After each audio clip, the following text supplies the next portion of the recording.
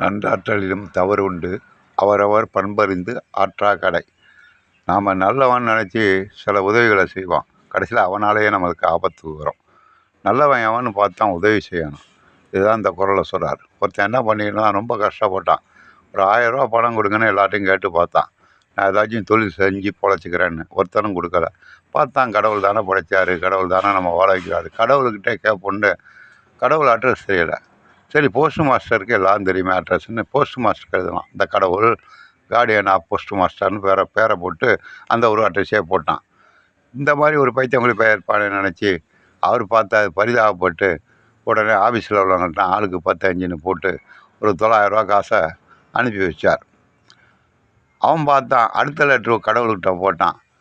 இந்த மாதிரி நீ பணம் அனுப்புகிறன்னா நேரடியாக என்கிட்ட கொடு, போஸ்ட் மாஸ்டர் 100 ரூபா எடுத்துக்கிட்டு 900 ரூபா தான் என்கிட்ட கொடுத்தாரு அப்படின்னு சொன்னான்.